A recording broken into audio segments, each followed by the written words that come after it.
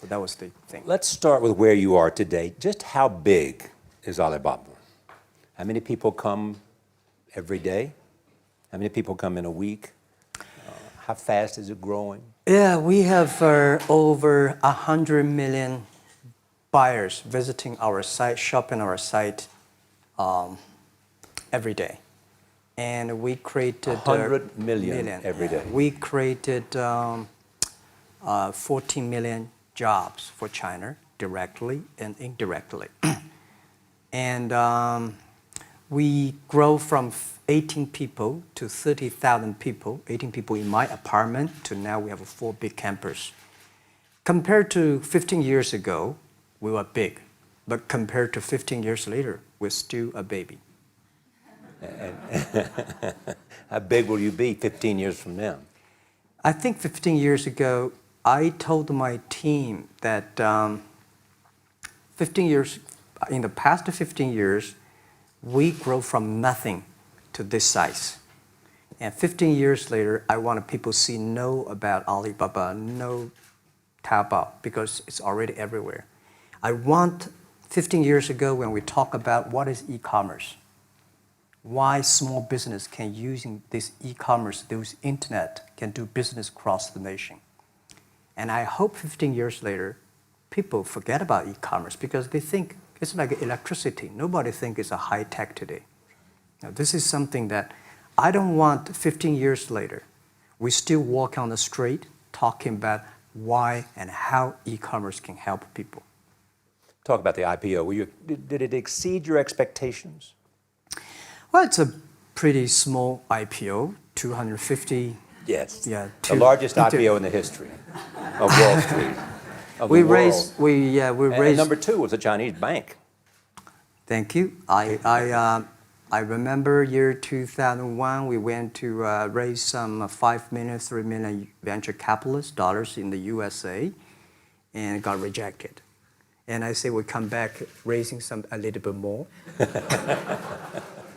But I think what we think more about is for $25 billion, how we can spend the money efficiently, because this is not the money, this is the trust from the world, the trust from those people. They want to do better jobs to help more people. They want to have a good return. So I think gives me more pressure because when our market cap is bigger than IBM, for a certain day we're bigger than Walmart. We're one of the top 10, 15 largest market cap company in the world. I told my team and myself, is that true? We're not that good. Because years ago, people say, Alibaba model is terrible. Does not make money, have this and that, all the big bad things, because Amazon is better, eBay is better, Google is better, and there's no such model like Alibaba in the USA. So I told myself and people, we were better than people thought. But today, when we are that big size, I said, no, we are not that good as people thought. We're just a company 15 years old. Average age is 27, 28 years old, young people. We're doing something that human beings have never tried. So you tried to get into 3 colleges. Mm-hmm. Each time they rejected you. No, I tried. There's an examination that young people, if you want to go to university, you have to take the examinations. So I failed 3 times. Right. But a lot of fail. I failed for funny things that I failed a key primary school test for 2 times. And I failed 3 times for the middle schools. And you will never believe in Hangzhou, my city, there's only 1 middle school that lasts only 1 year. It was changed from primary school to middle school because our graduates of our school, no middle school accept us because we were too bad. Yeah. They would become a middle school. What effect did it have, though, being rejected? Well, I think we have to get used to it. We're not that good. Even today, we still have a lot of people reject us. I think when I graduated from universities, and before for 3 years I tried to fill in the universities. So I applied jobs for 30 times, got rejected. I went for a police, they said, no, you're not good.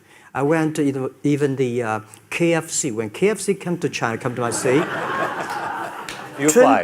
24 people went for the job. 23 people were accepted. I was the only one guy. And we went for police. 5 people, 4 of them accepted. I was the only guy that I received it. So to me, being turned down, rejected. Oh, by the way, I told you that I applied for Harvard for 10 times, rejected. I know I'll be rejected. I just don't want to say that. Yeah, sorry now. 10 times you wrote them and said, I'd like to come to Harvard. Yeah. And then I told myself, someday I should go teach there, baby. I think that can be arranged. Richard Nixon came to Hangzhou. Yeah. And after that, tourists flooded the place. Yeah. And that's how you learned English. Yeah. I really like I don't know why, at 12, 13 years old, that time I suddenly fell in love into the language, the English.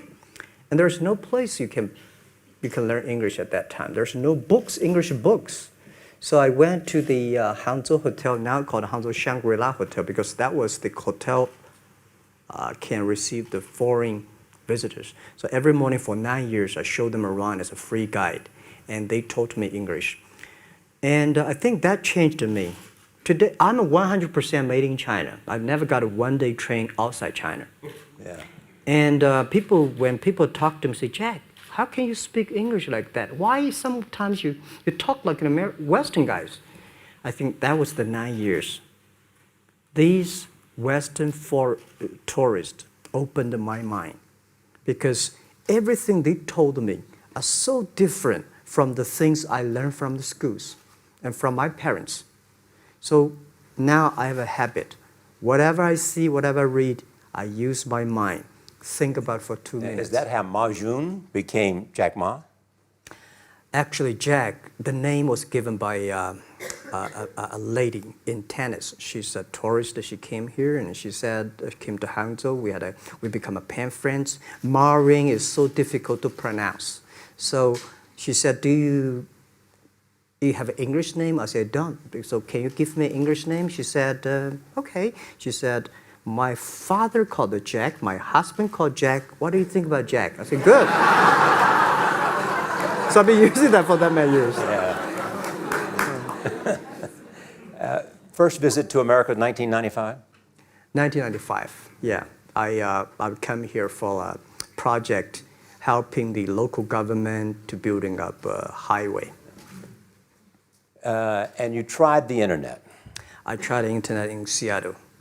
And in a building called the U.S. Bank. I don't know whether the U.S. Bank is still there or not, but there's a building. And my friend opened a small office, which is like only 10% bigger than this room. And there are a lot of computers in there. And he said, Jack, this is internet. I asked, what is internet? He said, search whatever you want. At that time, they used Mosaic, very slow, right? Yeah. And I said, I don't use it. I don't want to type because computer is so expensive in China. If I destroy it, yes, I cannot pay. He said, just to search it. So I searched the first word, beer. I don't know why, because it's easy to spell, baby. And I see beers from Germany, beers from USA, beers from Japan, but there's no beer from China. And I say, okay, type the second word is China. No data. Nothing. And I said, 1995, no data about China. So I talked to my friend, why not make something about China? So we made a small, very ugly looking page called China. It's something like I did a translation agency and we listed on there. It was so shocking. We launched at 9:40 in the morning. 12:30, I got a phone call from my friend. He said, Jack, you got 5 emails. I said, what is email? And they said, these other things. See, people so excited. Where are you? This is the first time I see a Chinese website on that. How can we can we do something together? So I think this is something interesting. So we should do it. Why did you call it AliBaba? AliBaba? Well, when I started, I think internet is global. We should have a global name. And a name that, interesting, like at that time, the best name is Yahoo. Right, so I've been thinking for many days, suddenly think AliBaba is a good name. So I happened to be in San Francisco that day. I did have a lunch, and the waitress came. I asked her, do you know about AliBaba? She said, yes. I said, what is AliBaba? She said, Open Sesame. Good. So I went on the street, asked about 10, 20 people. They all know about AliBaba, 40 Thieves, and Open Sesame. And I think this is a good name. And start with A. Whatever you talk about, AliBaba is always top. You have said before that in creating AliBaba, you had to create trust. Yeah. Because people in China were used to face-to-face. Yeah. How did you create trust? I think because we started about doing business on the internet. I don't know you, you don't know me. So how can you do things online unless you have trust?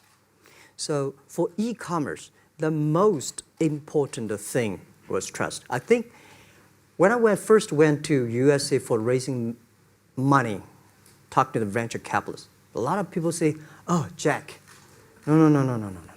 China doing business by the guanxi. How can you do business on internet? And I know that without the trust system, the credit system, it's impossible to do business. So in the past 14 years, everything we do is trying to build up the trust system, the record system. Well, Charlie, you know, I'm so proud today when I talk to the young. Today in China and in the world, people don't trust each other. The government and people and media and everybody think, this guy's cheating. But because of e-commerce, we finish 60 million transactions every day. People don't know each other. I don't know you, I send products to you. You don't know me, you wire the money to me. And I don't know you, I give a person a package, I don't know him. He took something to cross the ocean, cross river, and send. This is the trust. We have at least 60 million trust happening every day. But you created it by creating an escrow account in the beginning. Yep. You know, and so you keep the money until they got the product. Yeah. And then you release the money. That's true. I mean, the escrow service is about Alipay. When I this idea, I would love Davos, because it was a big decision. Because for first 3 years, AliBaba is just like e-marketplaces for information. What you have, what I have, we talk a lot of time, but don't do any business. Because there is no payment. I talk to the banks, no banks want to do it. Banks say, no, this thing never work.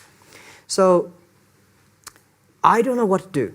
Because if I start to launch a payment system, it's against the financial legal laws. Because you have to have a license. But if I don't do it, e-commerce will go nowhere. So then I went to Davos. I listened to a leadership discussion. Leadership is about responsibility. And after I listened to that panel, I give a call to my friends, my colleagues in my apartment, say, do it now, immediately. If something wrong, the government not happy about that, if one body has to go to the prison, jackMa go to the prison. So many people I talked to at that time for Alipay, they say, this is the stupidest idea you have ever got. But I say, I don't wear the stupid clever as long as people use it.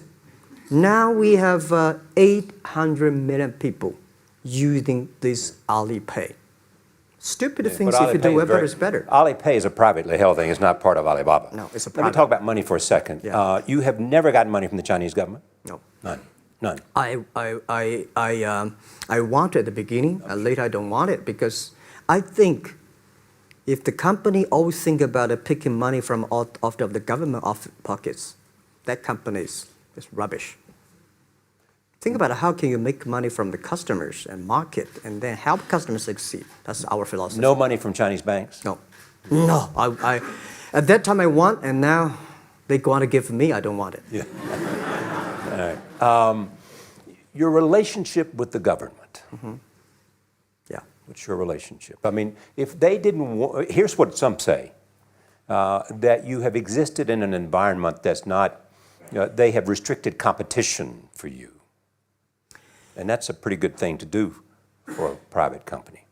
Yeah.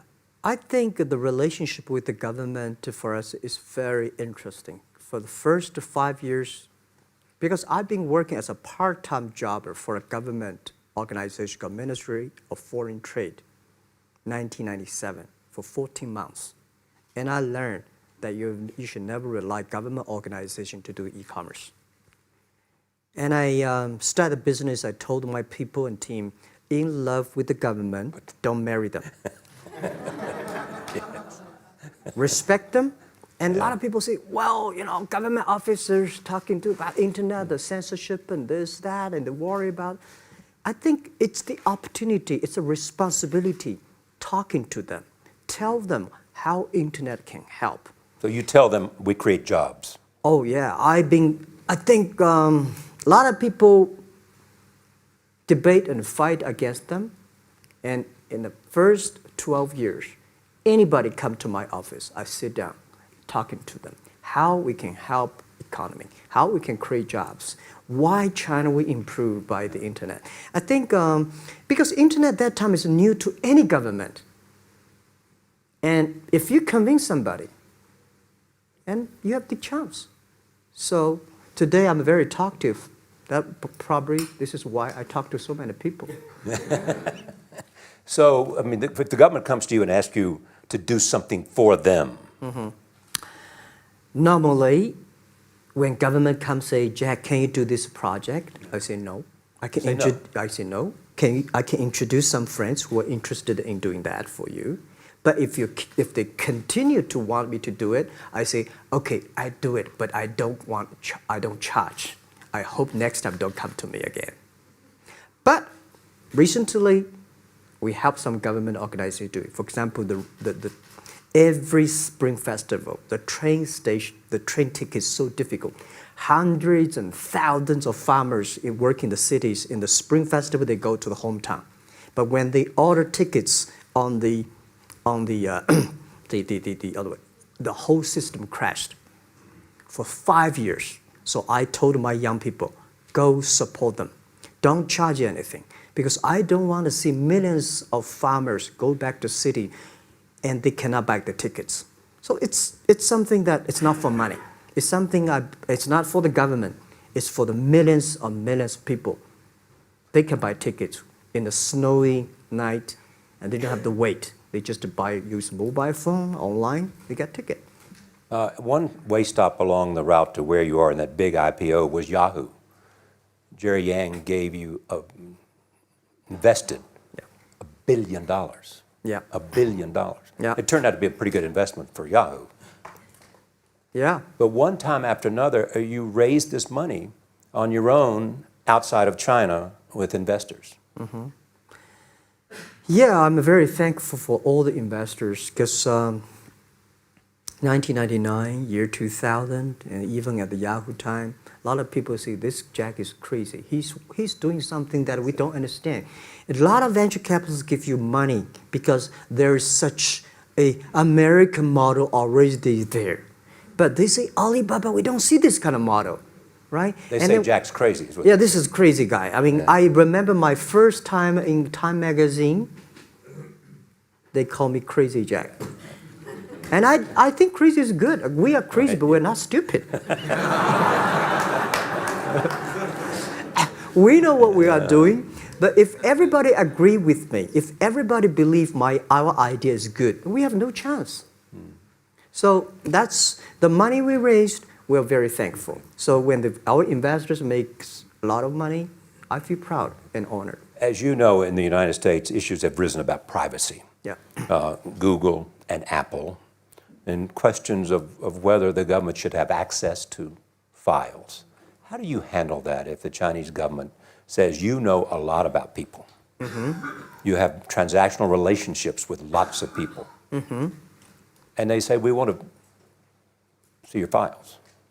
Well, so far I don't have this kind of problems from Chinese government. And I told them, any government, if you come here for the national security, anti-terrorist, well, anywhere anti-terrorist, we work together. It's a criminal, we work. But rest of that, no. I said, we are a business. The data is so precious because we don't know how, because if we give to anybody, it's going to be a disaster. And also about privacy issues. I think, just like hundreds of years ago, people say, I would rather put money under my pillow rather than put in the banks. But today banks, they're special. They know how to protect money much better than you do. Privacy issues, all these kind of securities, today we may not have the solutions. We don't have the answer. But I believe our young people have the solutions. In the next 10, 20 years, there will be breakthrough on that. And I'm fully confident on that. Your life is a testament to the idea that nothing is impossible. That if somebody says no, you say it's just the beginning. Where does that come from? Well, at the beginning, I never thought, I thought when I was young, I said, everything's possible. Now I know not everything's possible. When you have something, you have to think about, you have to consider about the others. You have to consider about the customer, society, your employees, your shareholders, society. There are so many things that I think if you continue to work hard, there's possibility. And I just feel that I'm enthusiastic about what we are doing. At the beginning, for the first 5 years, I just want to survive. And 5 years later, I think... That's 2000, from 90... Yeah. But later, I think, wow, so many people's life changed. I was so excited, you know, for the first 3 years, we made zero revenue. Zero revenue. But we are so excited to continue to work. You know what happened? I remember many times when I go to a restaurant and have dinner, somebody came, when I was trying to pay the bill, the owner of the restaurant came to say, sir, your bill is paid by someone.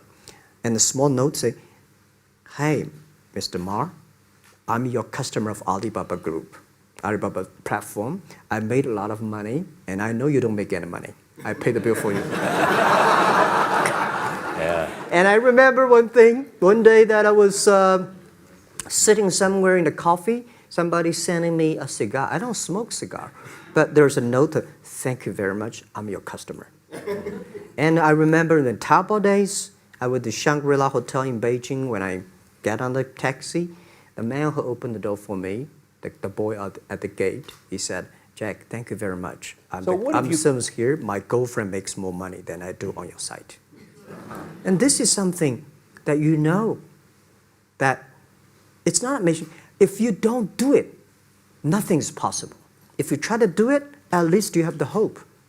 The revenue comes from advertising and a smaller amount from transactional fees. Yeah. Most of it from advertising. Tiny.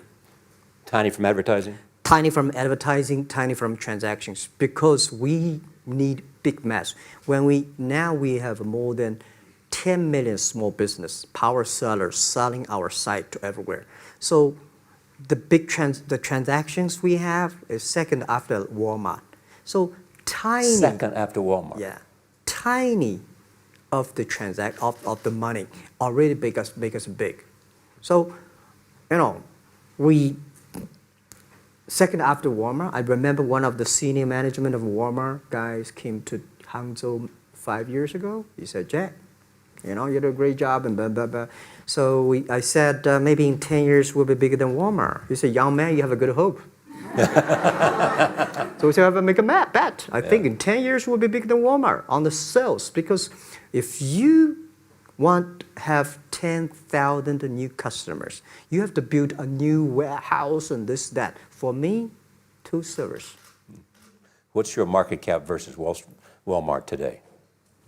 I don't know, but I don't maybe either. yeah, some. It's close. I think so. Maybe we should check later. All right. Yeah. So where are you going? What does Jack want? I think because the name for Alibaba, we are internet company, happen to be in China. We have the same spirit and entrepreneur spirit like every great entrepreneurs in the world. And I remember the day when I started Alibaba, we want to have a mission helping small business doing easier. So next step is today, so many millions of small business using our platform to sell things, and over 300 million consumers buy things from our site. Cheapest, efficient. So what I'm thinking about, how we can make Alibaba a platform for global small business. My vision is that if we can help a Norway small business can sell things to Argentina, and Argentina consumers can buy things online from Switzerland. And we can build up, which I called, I don't know, maybe not right word, called EWTO. The WTO is great past the century, but WTO helps so many big companies to sell things across the nation. Today, internet can help small business sell things across the oceans, across the nations. And I hope that we can serve 2 billion consumers. 2 billion consumers. 2 billion consumers. We can help 10 million small business outside China. Help them. Outside China. Outside China. Because we help the American farmers in Washington State almost 300 tons of cherries to China last year. Cherries. Before we sell, the ambassador of USA came to me and said, Jack, can you help us selling cherries? In China. I said, what cherries and the fruits? He said, why not? I said, why not? Let's try. So that when we start to sell cherries, the cherries still on the trees. So we start a pre-order, 80,000 families order cherries online. So we pick up the cherries and ship into China. Within 48 hours, we sell the cherries. The consumers are so happy. But we got a lot of letters complain after 3 days. They say, why only 100 tons? Why we should not get more? So we sell, 2 months ago, we helped the Costco. We sold 300 tons of nuts to China. So I'm thinking about if we can sell, we're also selling Alaska seafood to China. So if we can sell seafood, if we can sell the cherries, why we cannot help American and European small business selling things to China consumers? China needs that. So this is what I want to do is that 2 billion consumers, China, Asia, developing nations, how we can let them buy things globally. Alibaba rode with the millions of people that went from poverty to the middle class in China. I mean, you were right there growing as they grew and increased. When you look at the international markets, you're doing well in Russia? Yeah. How well? We do pretty good in Russia, and we do also pretty good in Brazil. In Brazil? Russia, I think now I don't know, we are if not the number 1, we're the number 2 or number 3 largest. E-commerce. E-commerce. I remember last year we had a campaign. The campaign is that a lot of Russian girls and boys want to buy things from China. You know how many days a Russian girl placed an order and received the products from China? 2 years ago, 4 months. Even that, people are so happy about all the thing.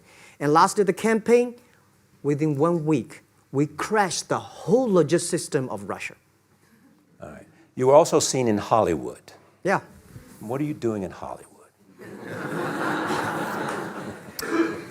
Well, I like the Hollywood innovation and the digital background. I learned so much about the Hollywood movies, especially the Forrest Gump. You love Forrest Gump. I love Forrest Gump. Well, why do you like him? Simple. Never give up. Never give up. People thinking he's dumb, but he knows what he's doing. And I was very depressed the day, year 2002 or 3 in the States, when no, a bit earlier than that. I was very depressed when I could not find out a way for the internet. And then I watched the movie in my friend's home, Forrest Gump. When I see him, I think, this is the guy we should learn from. Believe what you're doing, love it, whether people like it, don't like it, be simple. And like the word, life is like a box of chocolate. You never know what you can get, right? I never know I would be here talking to you and talking to Charlie Rose. I never know. But today I made it. I told my people in my apartment 15 years ago, guys, we have to work hard, not for ourselves. If we can be successful, 80% of the young people in China can be successful. We don't have a rich father, powerful uncle. We don't have $1 from bank, 1 cent from government. Just work as a team. So what do you worry about? I worry about it today. Young people, a lot of young people lose hope, lose vision, and start to complain. Because we also have the same period. Because when it's not a good feeling being rejected by so many people. We also depressed, but at least later we find that the world has a lot of opportunity. How you see the world, how you catch the opportunity. So, in the Hollywood gives me a lot of inspiration. You know? But you were out there for business. You were out there because you want to make movies and sell them. I want to make the movie for business-wise. We are e-commerce company. We have a lot of products that need logistic. But movie, TV, these are things you don't need logistic system. And movie probably is the best product that can help Chinese young people to understand. Because one thing I told the Chinese people, my friends, in American movie, all the heroes at the beginning, they look like a bad guy. Terrible things coming, they become a hero. And finally, they all survived. China, if you're a hero, all the hero died. So, because only dead people become the hero. So nobody want to be the hero. So you want to change the Chinese definition of hero? Yeah, I want to say hero. Today we have so many heroes who live in this world. Are you still writing these kung fu novels, or are you just reading them? I read them, and I start to write something. I think it's fun. The kung fu is something you start to think about something that you cannot do. But if you have some luck, if you continue to practice, if you got a good master, if you're a good team, you're an expert. So at least to make me, when I'm busy, when I'm tired or frustrated, I read the kung fu books. And You also travel with a Tai Chi. Am I saying that right? A trainer. Trainer. Tai Chi? Tai Chi. Tai Chi. Tai Chi, yeah. What does that do for you, other than keep you in good health? I love Tai Chi. Tai Chi is a philosophy about yin and yang. Yeah. Tai Chi is about how you balance, how you work, like a competition. People say when I compete with eBay, say, you hate eBay. No, I don't hate eBay. It's a great company. You know, they come, I go. You know, Tai Chi is like, you fight here, I go over there. You put it on the top, I go to down, right? So it's a balance, right? You are heavy, I'm small, you know. When I'm small, I can jump. You're heavy, you cannot jump. So the Tai Chi is better philosophy. I use in Tai Chi philosophy in the business. Calm down. There's always way out. And keep yourself balanced. And meanwhile, don't try to, because business is a competition is a fun. Business is not like a battlefield. You die or I win. Business, even if you die, I may not win. Right? So it's about fun. So Tai Chi gives me a lot of inspirations. But you want your life and you want this company, AliBaba, to change the world. And you're changing the world if, in fact, you provide a forum for buying and you enable people to earn a living. Yeah. But also, you believe that AliBaba ought to change the lives of women. So what are you doing? At first, I think many years ago, I want to change the world. Now, I think if we want to change the world, we change ourselves. Change ourselves is more important and easier than change the world. And second is that I want to improve the world. Because it changed the world, maybe Obama's job. Because my job is to making sure that my team are happy. Because my team are happy, they can make my customer happy. If my customer, they are all small business. When they're happy, we are happy. About women, one of the secret source for Alibaba's success is that we have a lot of women. What percentage of women Well, among one Alibaba day employees? before, I think 2 or 3 months before we IPO, there's American journalist come to our company. She asked me a question. Jack, I've seen so many women in your company. I say, what's wrong? We have later we find that we have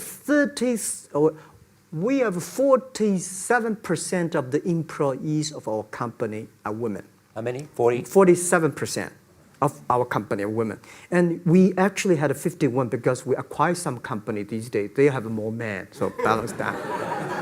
But these are women in top-level positions? 33% of the of the management are women, and 24% of the senior management, very top level, are women. We have a women CEO, CFO, CPO, Chief People Officer, and we have everywhere. And I think so comfortable to working with them because women, in this world, if you want to win in 21st century, you have to making sure that making other people powerful, empower others, making sure the other people better than you are, then you will be successful. So I find the women, they think about the others more than they think about themselves. Right. Yeah, women think about the kids, husband, parents, much more than the man. And the user-friendliness. A couple of things I want to talk about before we go, because we have less than a couple of minutes. China today, are you worried the economy slowed down? No, I don't worry about it. I think China is it's slowing down is much better than keep on 9%. China today is the second largest economy in the world. It's impossible to keep 9% of the growth. If China still keeps the 9% of the growth of the economy, there must be something wrong. You will never see the blue sky. And you will never see the quality. China should pay attention to the quality of the economy. China should not. So if we have a lot of influence, like Hollywood movies, things, and we have the sports and these things in the GDP, will be much better. So I think, just like a human grow, this body can never grow. Certain time, the slow of growth of the body is slow, but you should grow your mind, grow your culture, grow your value, grow your wisdom. I think China is moving to that direction. And you saw Modi in India? Pardon? Did you see Modi in India? Not yet. I'm looking forward to that. So you'll go to India. Yeah. Finally, there's this. You're one of the world's richest people. Your company is one of the world's richest companies. What do you want beyond Alibaba? Well, by richest people, I was really not happy in the past 3 months when people say jackMa is the richest people of China. Global celebrity, they said. No, I'm not. When I started business, you are. I never thought, because how many? Yeah, maybe I am. But I think 15 years ago, in my apartment, my wife was at that time one of the 18 founders. I asked her, "Do you want your husband to be a rich person?"